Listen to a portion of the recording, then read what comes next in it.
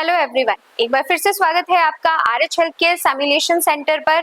आज हम जिस प्रोसीजर के बारे में डिस्कस करेंगे उसका नाम है oral care of unconscious patient. अब हम देखते हैं लिस्ट ऑफ आर्टिकल्स या ट्रे में हमें क्या क्या सामान की जरूरत होती है। तो चलिए, सबसे पहले मैकिन्टॉश जो है वो पेशेंट के साइड में लगाया जाता है तो ताकि जब भी हम क्लीनिंग करें तो किसी भी तरह का स्पिलेज ना हो। दो हमारे पास क्लीन टॉवल होनी चाहिए, एक हम पेशेंट के चेस्ट पर स्प्रेड करेंगे और दूसरा फेस पर साइड में स्प्रेड करेंगे। नेक्स्ट है किडनी ट्रे, जिसमें हम जो भी सॉइल्ड गॉज पीस होंगे उनको डिस्कार्ड करेंगे। दो बाउल होंगे हमारे पास, एक में पोटेशियम परमैंगनेट सॉल्यूशन होगा जिसको इसमें पोर करके जो हमारे cotton swab and cotton balls है उनको डिप करके रखा जाएगा, एंड एक प्लेन वाटर का बाउल होगा। माउथ केयर देने के बाद में लिप्स पर लगाने के लिए पेट्रोलियम जेली हम यूज करेंगे, एंड कुछ आर्टिकल्स जिसकी हमें जरूरत पड़ेगी प्रोसीजर करते टाइम, क्योंकि पेशेंट अनकॉन्शियस है तो वो अपने माउथ को ओपन नहीं कर सकता, इसलिए हम यहाँ पर माउथ गैग का यूज करेंगे। टंग डिप्रेसर का यूज करेंगे टंग को प्रेस करने के लिए। प्लेन आर्टरी यूज करेंगे हम कॉटन बॉल एंड स्पंजेस को होल्ड करने के लिए। एंड अगर टंग के ऊपर किसी तरह की डैब्रीज है बहुत ज्यादा तो उनको पुल आउट करने के लिए हम थंब फॉर्सेप का यूज करेंगे, एंड हमारे पास क्लीन ग्लव्स 1 पेयर होना चाहिए। अब हम प्रोसीजर स्टार्ट करते हैं। सबसे पहले मैकिन्टॉश लेंगे एंड मैकिन्टॉश को पेशेंट के साइड में इस तरीके से पेशेंट के साइड में हम स्प्रेड करेंगे। क्योंकि पेशेंट अनकॉन्शियस है इसलिए हमें पेशेंट को यहाँ पर सपोर्ट देने की जरूरत होगी। इस तरीके से सबसे पहले हम मैकिन्टॉश स्प्रेड करेंगे, देन एक क्लीन टॉवल लेंगे और इस तरीके से इसे यहाँ पर स्प्रेड करेंगे। जो सेकंड टॉवल होगा उसे हम इस तरीके से लगाएंगे। लगाने के बाद में हम जो हमारा सॉल्यूशन है उसे रेडी कर लेंगे। सॉल्यूशन को पूरा रेडी करने के बाद में हम ग्लव्स वियर करेंगे। ग्लव्स वियर करने के बाद में हम ये जो माउथ गैग है इसको हम पेशेंट के मुंह में इस तरीके से इंट्रोड्यूस करेंगे। इस तरीके से इंट्रोड्यूस करने के बाद में हमें जितना माउथ को ओपन करने की जरूरत है उतना हम इसे ओपन कर लेंगे। देखिए, माउथ गैग से इस तरीके से माउथ को हम ओपन करके छोड़ देंगे, ठीक है। उसके बाद में हम अगर हमें जरूरत लगती है कि टंग हमें प्रॉपर्ली विजुअलाइज नहीं हो रही तो हमें जो टंग डिप्रेसर है उसे इस तरीके से होल्ड करना है और टंग को इस तरीके से हम आगे की तरफ मूव कर सकते हैं, ठीक है।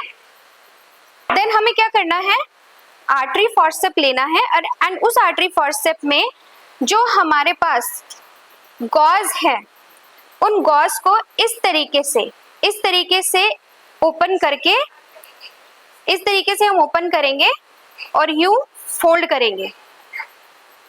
इस तरीके से फोल्ड करके हम इसका एक्स्ट्रा जो वाटर है उसे स्क्वीज कर देंगे एंड हम वन सिंगल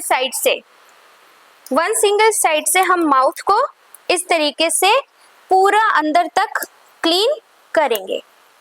वन साइडेड हमें एक जो हमारा गॉज है 1 टाइम ही यूज करना है, देन हम उसे किडनी ट्रे में डिस्कार्ड कर देंगे। देन हम सेकंड गॉज लेंगे, अगेन सेकंड गॉज को भी हम इस तरीके से ओपन करेंगे एंड फोल्ड करके हम इसमें प्रेस कर लेंगे, एक्सेस वाटर निकालेंगे। देन सेकंड साइड से हमें अगेन टंग को, टीथ को और साइड एरिया को अच्छे से क्लीन करना है। इसके बाद में अगर हमें किसी तरह की टंग पर हमें डेब्रीज दिखाई दे रही है तो उन डेब्रीज को रिमूव करने के लिए हम इस थंब फॉर्सेप का यूज करेंगे एंड थंब फॉर्सेप का यूज करके जो भी टंग पर डेब्रीज लगी हुई होंगी उन डेब्रीज को हम रिमूव करके किडनी ट्रे में डिस्कार्ड कर देंगे। एंड अगेन हम कॉटन बॉल भी यहाँ पर यूज कर सकते हैं। हम कॉटन बॉल को अच्छे से स्क्वीज करेंगे एंड स्क्वीज करने के बाद में जो दांत का या साइड का जो एरिया होता है इस तरीके से उसे प्रॉपरली अंदर से क्लीन करेंगे। सारी सरफेसेस को हमें यहाँ पर अच्छे से क्लीन करना है, कोई भी सरफेस जो है वो छूटनी नहीं चाहिए। ये क्लीन करने के बाद में हम जो माउथ गैग है उसे रिमूव कर देंगे। माउथ गैग को हम रिमूव कर देंगे एंड एक बार टंग डिप्रेसर जो है उसे अंदर डालकर अच्छे से विजुअलाइज कर लेंगे कि किसी भी तरह का कोई गंदगी हमें दिखाई तो नहीं दे रही है। अगर किसी तरह की कोई गंदगी रह जाती है तो हम उसे जो हमारे पास टूथ फॉर्सेप है या थंब फॉर्सेप है उसके थ्रू हम इसे क्लीन कर लेते हैं।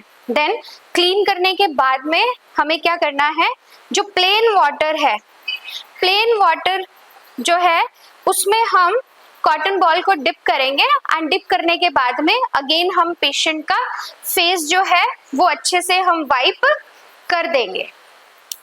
अच्छे से हम उसको क्या कर देंगे, वाइप कर देंगे। चारों तरफ से फेस को अच्छे से क्लीन एंड वाइप करेंगे। क्लीन एंड वाइप करने के बाद में जो टाल है उससे हम पेशेंट के फेस को अच्छे से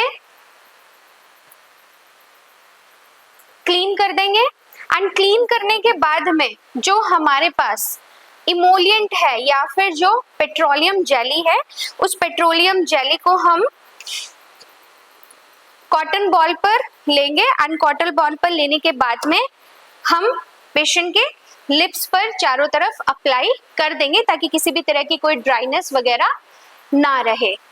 और जितने भी आर्टिकल्स हैं ये सब करने के बाद में, प्रोसीजर करने के बाद में हम इन सभी आर्टिकल्स को यूटिलिटी एरिया में रिप्लेस कर देंगे और जो भी हमने प्रोसीजर किया है हम उसे डॉक्यूमेंट करेंगे। डॉक्यूमेंट करने के बाद में हम सारे आर्टिकल्स को अपनी अपनी जगह पर प्लेस कर देंगे।